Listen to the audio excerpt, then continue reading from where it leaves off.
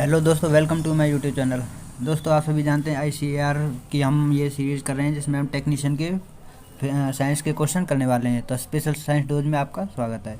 दोस्तों, अगर आपकी परफेक्ट तैयारी तो आप इससे अपना रिवीजन कर सकते हैं। अगर आपकी साइंस में कोई भी तैयारी नहीं है, आप अभी शुरुआत की है, तो आप इससे कर सकते हैं। बस इन्हीं क्वेश्चन को कर लीजिए जो मैं सीरीज़ में चलाता हूँ। अगर आप इन क्वेश्चन को कर लेते हैं तो आप एक अच्छा स्कोर हासिल कर सकते हैं। तो दोस्तों, शुरू करते हैं सबसे पहले क्वेश्चन की तरफ। तो दोस्तों, सबसे पहला है which group of animal are exclusive free living marine animal. तो दोस्तों, जानवरों का वह कौन सा समूह है जो विशेष रूप से मुक्त जीवित समुद्री जानवर होता है। तो दोस्तों, इकाइनोडर्मिटा, यह जैसा कि आप जानते हैं क्लासिफिकेशन में इकाइनोडर्मिटा आता है। तो दोस्तों, यह एक ऐसा वो है, विशेष समूह है जो मैराइन वाटर में मैराइन जीव होता है, फ्री लिविंग होता है। तो दोस्तों, इसका एक उदाहरण देते हैं जो कि स्टारफिश होती है। स्टारफिश एक इकाइनोडर्मिटा होती है। तो दोस्तों, नेक्स्ट क्वेश्चन की तरफ चलते हैं। तो इसका राइट आंसर डी हो जाएगा। तो नेक्स्ट क्वेश्चन की तरफ चलते हैं। Which of the following sentence is true. तो इसमें ट्रू बताना है। The velocity of sound is. तो दोस्तों, साउंड की वेलोसिटी क्या होती है इनमें से। सर्दियों की तुलना में गर्मियों में कम होती है, सर्दियों की तुलना में गर्मियों में अधिक होती है, मौसम में स्वतंत्र होती है, सर्दी और गर्मी में समान होती है। तो दोस्तों, आप सभी जानते हैं जो वेलोसिटी ऑफ साउंड है, जो साउंड होती है वह गर्मियों में अधिक सुनाई देती है, गर्मियों में अधिक होती है, सर्दियों की तुलना गर्मियों में अधिक होती है वेलोसिटी ऑफ साउंड। तो दोस्तों, बी इसका राइट आंसर हो जाएगा।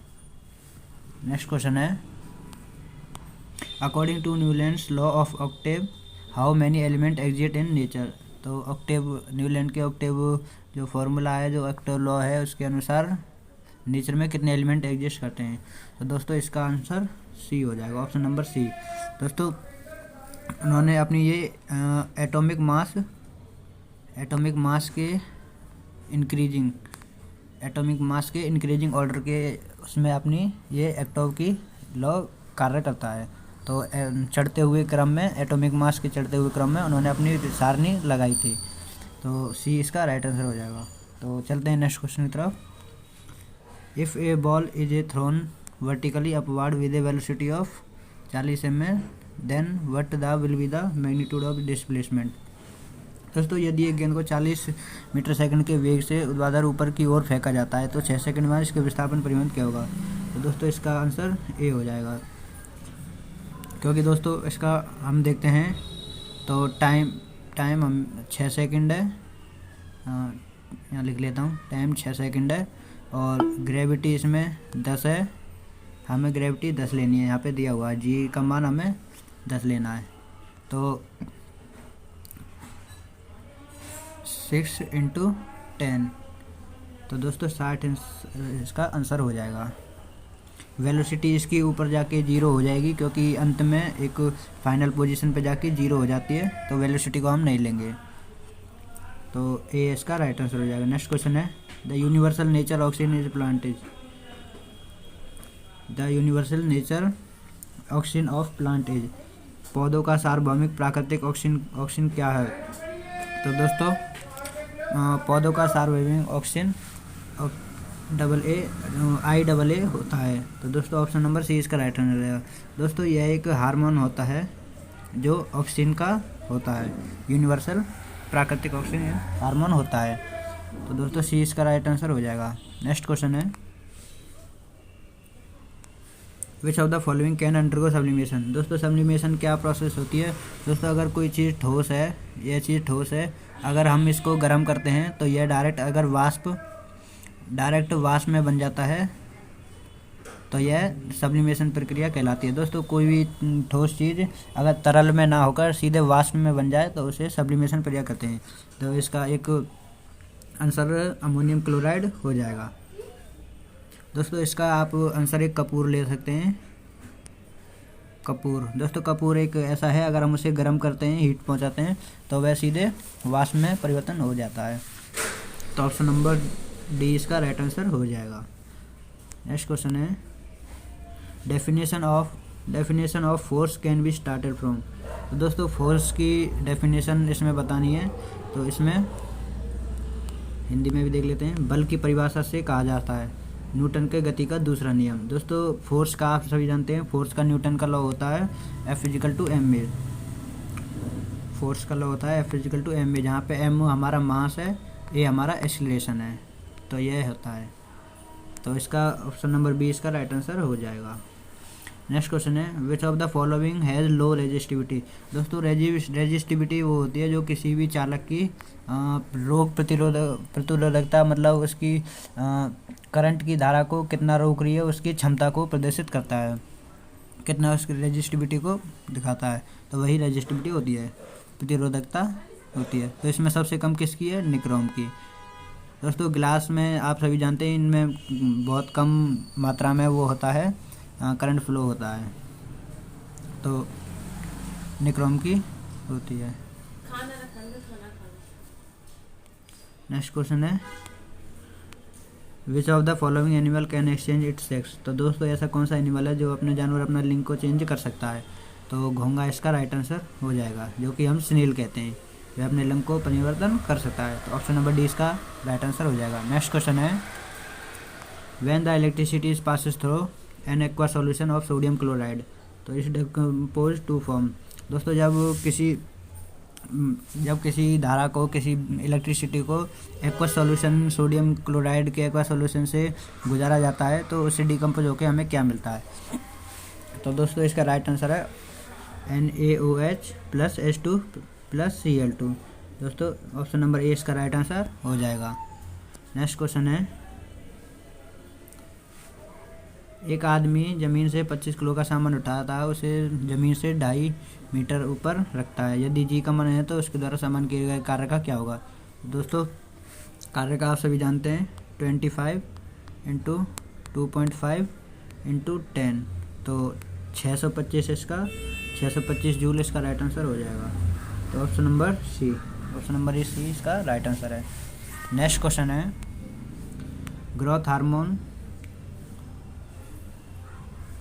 ग्रोथ हार्मोन फंक्शन क्या है, ग्रोथ वृद्धि हार्मोन का कार्य क्या है। तो दोस्तों इसका कार्य ऑप्शन नंबर बी इसका राइट आंसर हो जाएगा। कभी कभी विकास प्रमोटर के रूप में और कभी कभी विकास अवरोधक के रूप में कार्य करता है, तो इसका राइट आंसर हो जाएगा।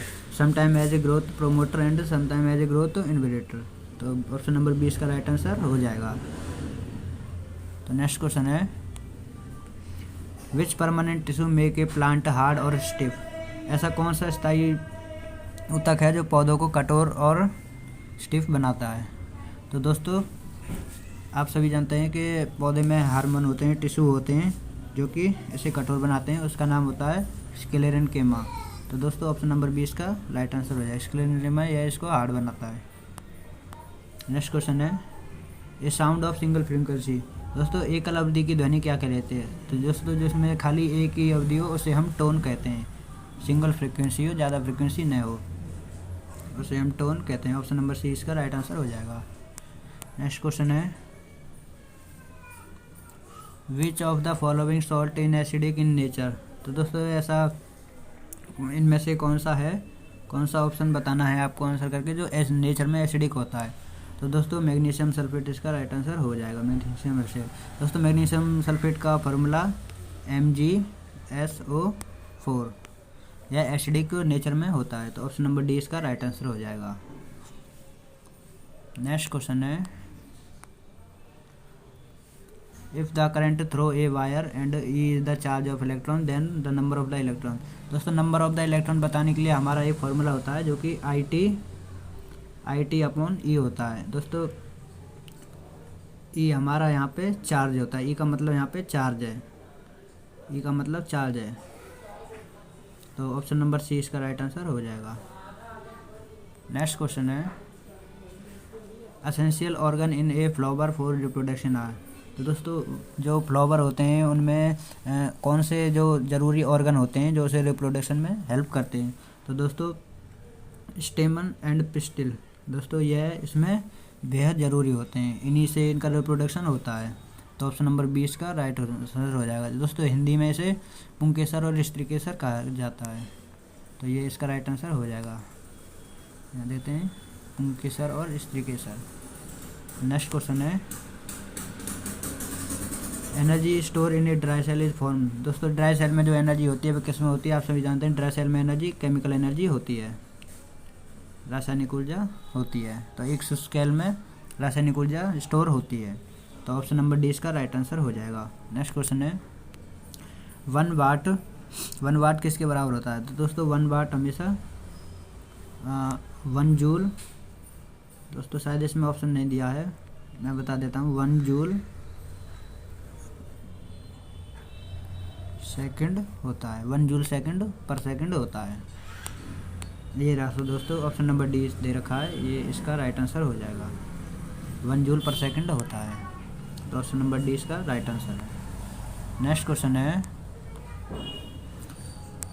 Credit for classifying of the element on the basis their atomic masses goes to. तत्वों को उनके परमाणु भार के आधार पर वर्गीकृत करने का श्रेय जाते हैं।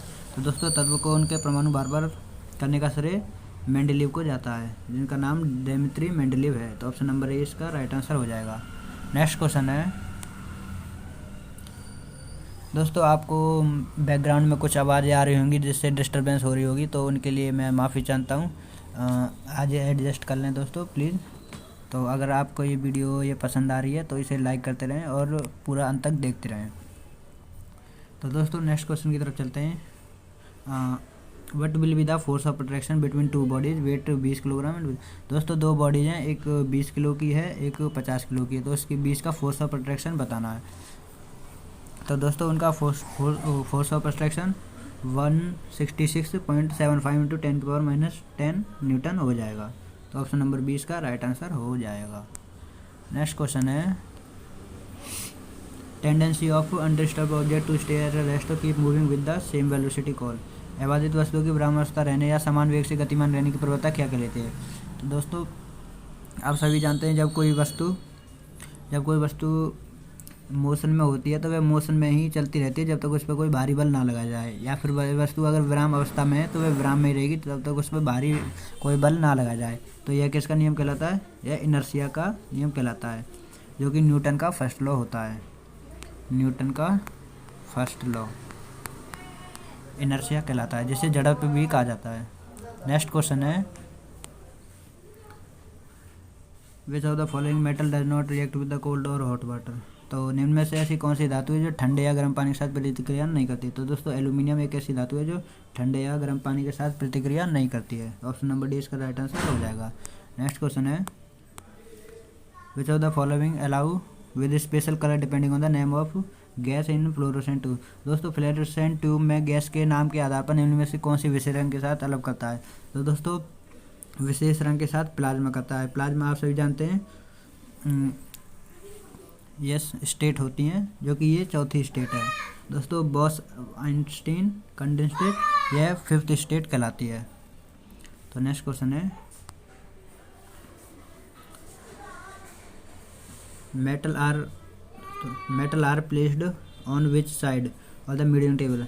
तो दोस्तों इसमें पूछा गया है जो कि पीरियोडिक टेबल है वहाँ पर मेटल किधर रखे जाते हैं। तो आप सभी जानते हैं एक यहाँ पर ऐसे करके ऐसे बनी होती है। तो दोस्तों मेटल यहाँ पे लेफ़्ट साइड में रखे होते हैं, यहाँ पे नॉन मेटल होते हैं, यहाँ पे कुछ मेटल और यहाँ पे मेटलॉइड होते हैं।